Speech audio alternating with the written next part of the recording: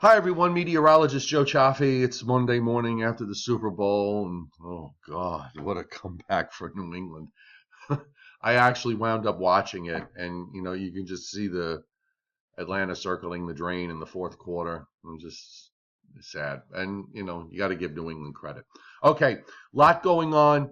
Subscribe to my YouTube channel if you haven't already. It's absolutely free. Welcome to all my new subscribers. Welcome to all my regular subscribers and all the new visitors that have come in. I really appreciate it. The subscription is free. Just click on the red button, and Google likes me better if I have more subscribers. So it really does help me. I want to talk about the overnight model runs because I think we're trying to sort of zero in on what's going to happen for later in the week. And first off, let me just show you, and I'm not quite getting this, but they did put up freezing rain advisories for a couple of counties in northern New Jersey and in the Hudson Valley, and also in northeastern Pennsylvania. And they've got winter weather advisories further north and west of there, and north of Route 84 in Connecticut. I mean, I'm guessing they're doing this because this is sort of like, a course of least regret.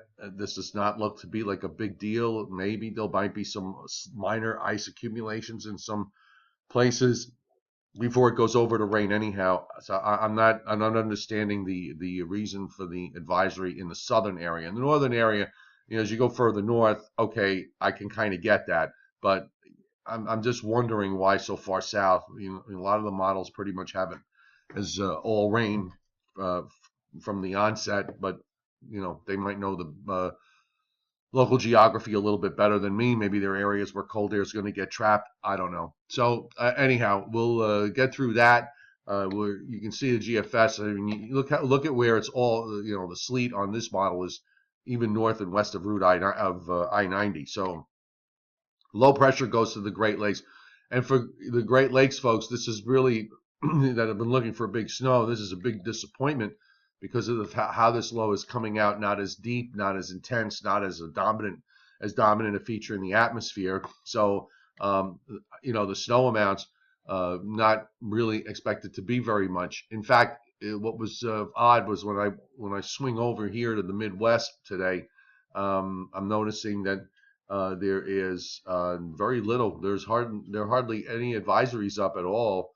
There's winter weather advisory up for northeastern Minnesota, but there's nothing even for the upper peninsula of Michigan. Now, it could be that they'll take effect. I didn't look deep enough. Maybe they have them up and they don't go up until later tomorrow, so there's no reason for them to be on the map now. So that could be the reason why they're not there. In fact, you know what? Let me just give it a quick check. So let's see. Nope, pretty quiet. So they don't have anything up here there now. Okay, so that low goes out. One of the things last night's model run did show was that this lead Great Lakes low was a little bit stronger. In fact, a lot stronger than the NAM model had it, and in line with some of the other global models. But the slightly stronger strength allows for cold air to come in on the back side. So here's you have this weather front here. We're at Wednesday morning that's coming on through. You've got cold air here, and then there's a wave on that front that goes back up through Texas. There's a wave that's coming out into Oklahoma. Not a whole lot of moisture with it, obviously. You got to go way north to see the upslope snows that usually start up with the east wind as you go up into the plains. Now, that low on the GFS comes out, and here's the setup. You're going to have colder air coming down from the north, and you got this wave that's on this front that's going to be moving, northeastward. So it's a delicate balance of timing between the wave itself and how it develops, and the coming and the moving in of the cold air. It's kind of like this. It's got to happen. Everything's got to happen kind of at the right place at the right time. And if it does, I could see where it could wind up being a substantial snowfall. In fact, the GFS yesterday, overnight, I'm sorry, has a fairly aggressive low that develops out of this wave. So you can, it's got a 1,000 millibar low in central Virginia. This is at 1 a.m. Thursday morning. You can see some lead rain ahead of it and snow in the inland of the coast. And then by morning, you have a fairly decent looking low in terms of strength east of Atlantic City. It's snow pretty much in New Jersey from Trenton to Sandy Hook northward. There's a band of heavy snow according to this model and over Long Island.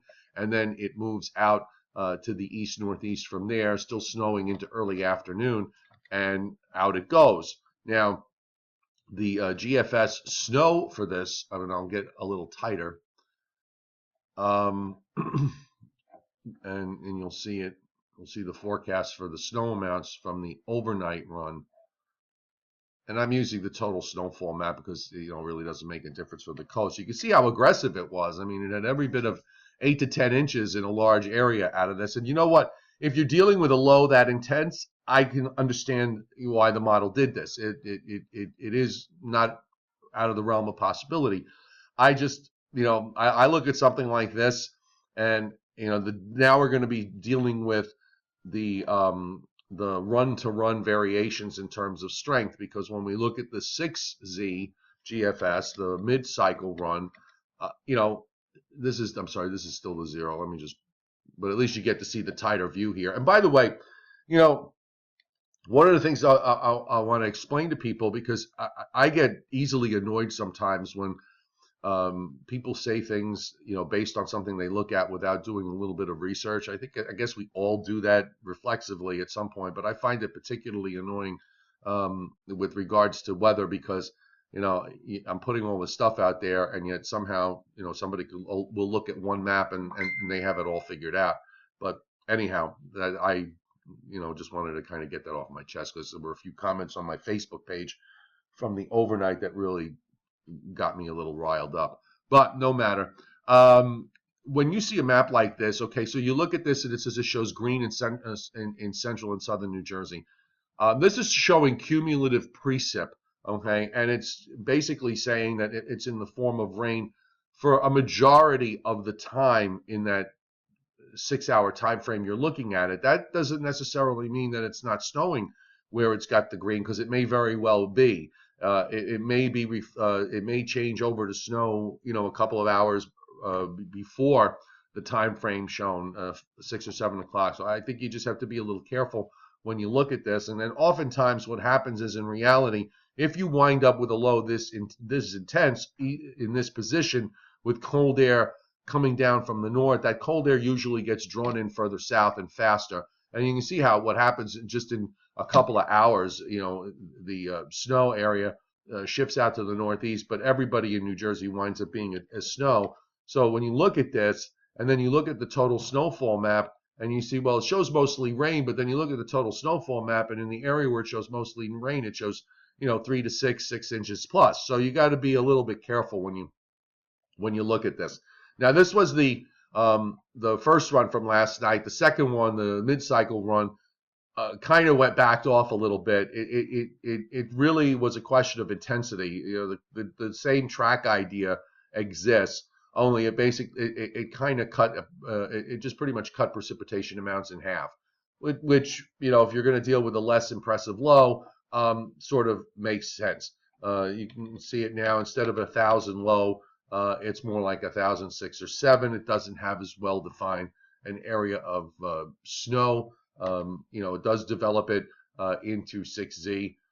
For me, a situation like this for Long Island and for areas in north central Jersey southward, this is a rain changing to snow situation, and it's a rain changing to accumulating snow. So I've seen instances like this where those areas can do very well. But a lot's going to depend on what are we actually dealing with this wave coming out. So the GFS has a similar look to it from the overnight run, from the earlier run.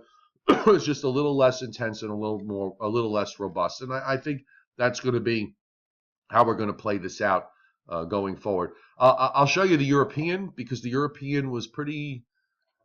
The European was not that much different from the GFS last night, except that it just kind of had everything a little further southeast. You can't see the in-betweens. I can. But you have a low in eastern Tennessee where the wave is, and then suddenly you have a fairly deep low, well south of Nova Scotia, well east of Cape Cod. So somewhere in between, like we're right there, is where the overnight model, took the low. So it just takes it like this. So it has a low here by Thursday morning, and it produced. It actually produced, a 1 to 3 inch band of snow in that fashion, and it showed 3 to 6 inches of snow, a 3 to 6 inch snow band from the southernmost areas of the Hudson Valley down into coastal central New Jersey and over Long Island and much of southern Connecticut. So the models to me are kind of in the same ballpark. I did not look at the Canadian yet, so we're going to look at it together.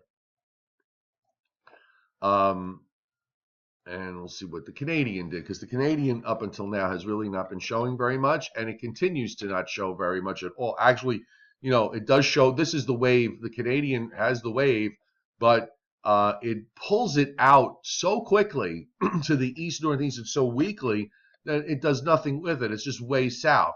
This is an over-suppressed look on the Canadian. I think the reason why is it has a much deeper low that comes out through the Great Lakes here, okay, much deeper than some of the other models, and it suppresses cold air further south. So that would argue that the wave action would be further south.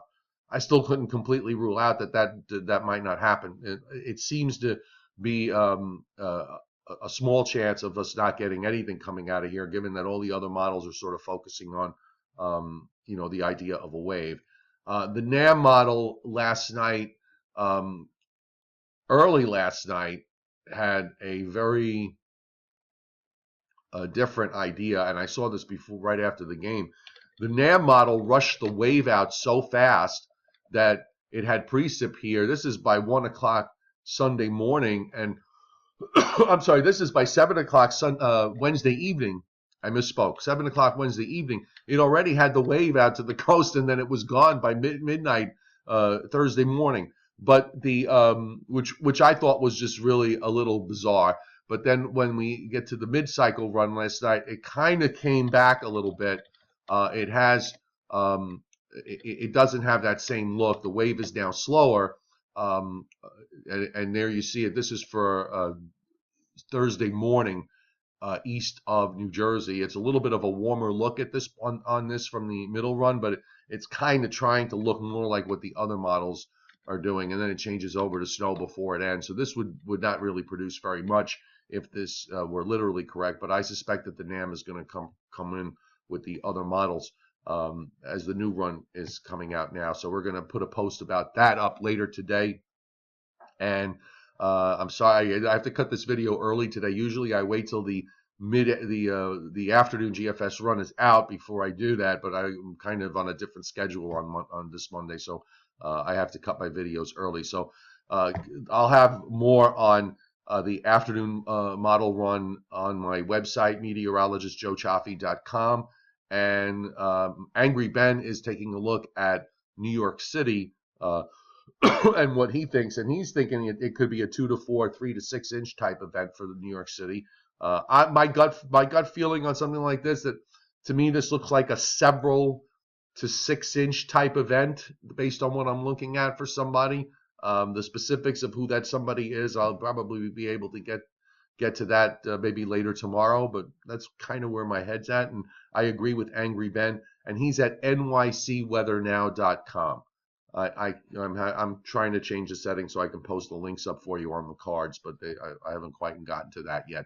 And by all means, if you'd like, download my app and subscribe to my forecast for iPhones or Androids. It's a free app. My Weather Concierge is what it's called, and it's 99 cents a month for the forecast for New York, New Jersey, Long Island, Connecticut, Hudson Valley, and Eastern Pennsylvania. You get my forecast, my thoughts, my written opinions, and not some computer-generated icon from some computer model that goes out 172 days and tells you what the exact forecast is going to be in mid-July 17th at 1 o'clock in the afternoon. And of course, it's going to be exactly right. So anyhow, we'll leave it at that. And if you've stuck with me on my video into almost 15 minutes, I assume that you like it. So please subscribe for free. Hit the subscribe button on my YouTube channel and become a regular subscriber, and you will get notifications every time a new video goes up. Everybody have a great Monday and be safe, and we'll talk to you tomorrow.